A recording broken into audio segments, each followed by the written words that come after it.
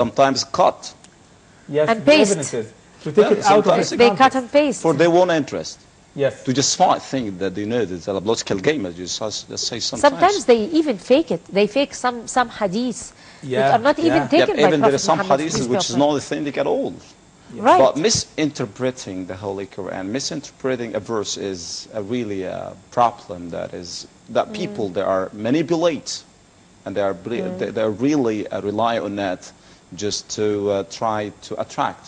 And this is where lot we of see the people role around. of Al-Azhar and his Yeah. scholars and the Grand Imam of Al-Azhar and all those in charge of that great institution.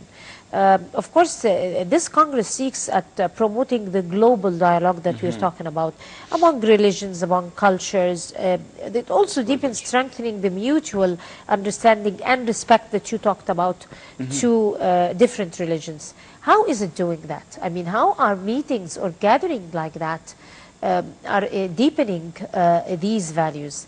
I mean, if we are gathered today, the four of us, and exchanging views, and you're giving us the right definition about certain rulings and teachings in Islam, this is a good opportunity for us to show course, the foreigners or the viewers who are not Muslims about the reality of Islam. I mean, what would you say about a bigger gathering, an international gathering, the only one of its own right amongst the whole world, that gathers people from all walks of life in Kazakhstan that were invited upon the invitation by the president?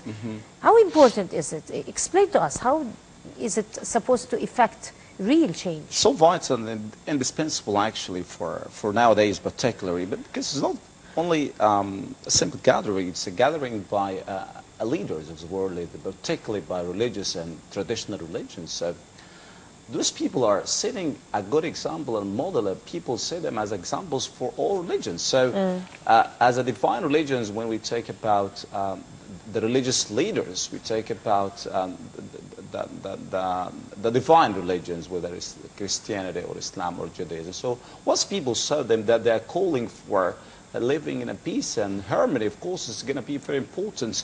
And that gathering, that meetings, it makes stress on some principles point, that is for coexistence, which is always stress on that, which is inviting people or inviting all people to live in harmony in a beautiful way, in a logical disputes, and as the Quran always used to let us know that. So what does the Grand Imam do? They are trying to seize the opportunity to invite people for Islam in a logical way, to let know what about the history, to let know what is the real Islam. It's normal that you advertise for your cause the best way you can. Yeah, exactly. Consider Islam. I mean, of course, it's not the right comparison, but if you could consider Islam a product or something that you're promoting for, you should be promoting it with a totally different, the best way that you can. Nowadays, nobody says that you can promote for an idea or for an ideology in a scary way or in a terrorist way. Nobody would ever love it. I mean, it doesn't even make sense. So only promoting, it's a way of showing the people the real image of Islam, which is that has been defined, and has been a lot of people, the misconception all over the world every day. And day from day there is a lot of misconception raised against Islam, particularly against Islam. That's why we are trying to just let people know what is the real image of moderate Islam that has been revealed upon the Prophet Muhammad according to the true teaching of the Prophet Muhammad and according to the revelation, the revelation of the Holy Quran. So all we need to do is just to let people know what is the real Islam. It is just to to correct the image of Islam that has been defamed for a long time, just to refute the misconception, just to give them an evidence through all the history. History repeats itself. History never tells lies. Coexistence between Muslims and Christianity a long time ago, based on equality regardless of their religions, of race or gender. That is a real, that is happens through history. What happening, of course, if you just go back during the lifetime of the Prophet Muhammad, peace be upon him, his servant was a Jewish. I mean, the Jewish boy was a Jewish. He imagined that he's the Prophet of Islam, and he allowed a Jewish boy to work with him and deal with him. Imagine that the Prophet of Islam to let know that أنا حجيجه يوم القيامة, whoever treats the people of the book in a bad way, أنا حجيجه يوم القيامة, I will be against him. Imagine when the verse of the Holy Quran, when it's revealed, I don't want to say against, but إنا أنزلنا إليك القرآن لتحكم بين الناس بالحق. You know when it's revealed? It revealed when a man stole a dirham from someone, and he bought it with a Jewish. He stole? A dirham or a sword or a tool used for battle. A sword. It's a shield to protect him. A shield. And he bought it with a Jewish man. And the owner knew that that person, Tama, has been stolen. He's a Muslim. He's from Ansar. He's from people, residents of Mecca. So that man complained to the Prophet Muhammad, peace be upon him, but Tama denied.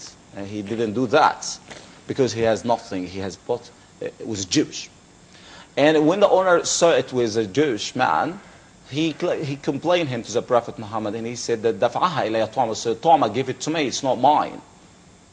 So the family of Tama came to the Prophet Muhammad asking him to support Tama because he's from Ansar, because he's Muslims, again he's Jewish. And the Prophet Muhammad, peace be upon him, said that is to punish the Jewish, is to cut his hand. And a verse revealed upon the Prophet Muhammad, إِنَّا أَنزَلْنَا إِلَيْكَ الْقُرْآنَ لِتَحْكُمَ بَيْنَ النَّاسِ. إِنَّا أَنزَلْنَا إِلَيْكَ الْكِتَابَ لِتَحْكُمَ بَيْنَ النَّاسِ. Allah has been revealed the book, the Holy Quran, upon you, the Prophet Muhammad, to judge among people with a right. Even Muslims or not Muslims, regardless. In an even way. That is revolutions. I mean, that verses that has been revealed in the Holy Quran, not even to support a Muslims, to support a person from the people of the book.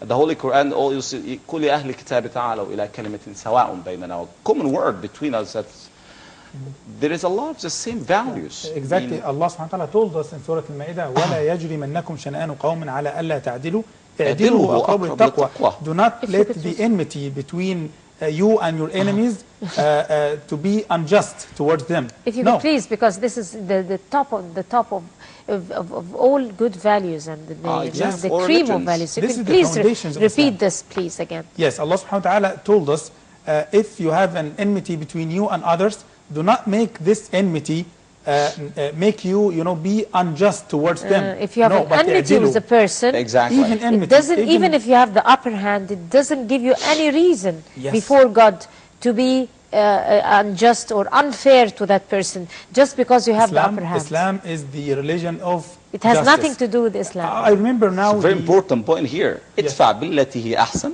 فإذا الذي بينك وبينه عداوة كأنه ولي حميم. So Allah give us a direct order, and that ayah, that verse revealed upon the believers before they migrated from Mecca to Medina. They have been tortured and punished in Mecca for 13 years, and some of the believers wanted to just take a revenge. Allah subhanahu wa ta'ala, they have been persecuted, they have been treated unfairly, and some of them just to respond.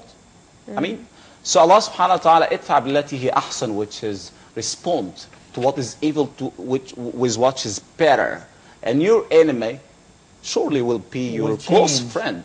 Yes. So that is what has been revealed. And after the migration of the Prophet Muhammad, peace be upon him, from Mecca to Medina, and he came with authority, with power, because they have been driven him away from Mecca. And he went to Najashi, to Medina, and he established the Muslim state there. When he came back with authority, with power, and he looked all in front of the leaders of Mecca in front of him, who has been tortured and punished the Muslims at the beginning. So they told him, or he asked them, what do you think I'm going to do with you? After he opened Mecca. After he opened Mecca, exactly. After he came back to Mecca with dawah. I just remember this. He said that, Akhun Karim, you are a brothers, and this is a Prophet Muhammad told him that, go. Imagine, اذهبوا فأنتم طلقاء. Yeah, you are free. You're free. So he gave them freedom. Yes. Freedom, tolerance, mercy. Came back from Medina to no Mecca. revenge, even in Islam. Islam even not asked to take your revenge for your interest. Yes. So as I remember now a very, very important statement to of the one of the companions of the Prophet ﷺ is called Rabi ibn Amr. When in the Battle of Al-Qadisiyah, when he talked to the enemies of Muslims at that time, he said, جئنا لنخرج العبادة من عبادة العباد إلى عبادة رب العباد. We came here to bring people out from worshiping people like them to into worshiping Allah, the Lord of the people.